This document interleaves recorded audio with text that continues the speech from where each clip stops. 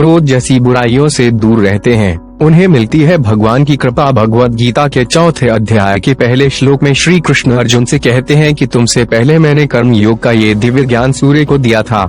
सूर्य ने अपने पुत्र वैवस्वत मनु से कहा और मनु ने अपने पुत्र राजा इक्ष्वाकु को बताया था। इस तरह ये ज्ञान ऋषियों तक पहुंचा। लेकिन बहुत समय बीत जाने की वजह से मनुष्य लोक में ये ज्ञान लुप्त हो गया है।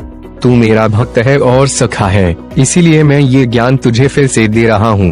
श्री कृष्ण की ये बातें सुनकर अर्जुन ने पूछा कि आपका जन्म तो अभी हुआ है, सूर्य देव का जन्म तो बहुत पहले हो चुका है, तो ये बात मैं समझ नहीं पा रहा हूँ। आपने सूर्य देव को ये ज्ञान कैसे दिया?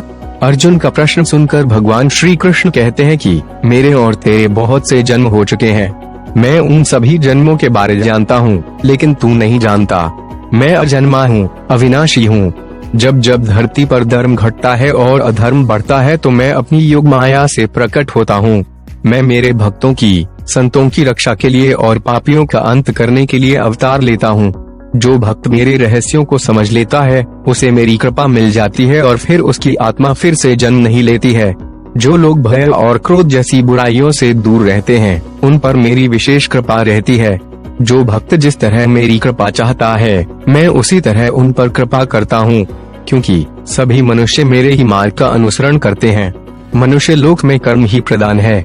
जो लोग कर्म करते रहते हैं, अपने कर्तव्य से पीछे नहीं हटते हैं, उन्हें ही सिद्धि यानी सफलता मिलती है। इसीलिए हर व्यक्ति को अपने कर्म करते रहना चाहिए। कर्मों के प्रभाव से मनुष्य का कल्याण हो सकता है।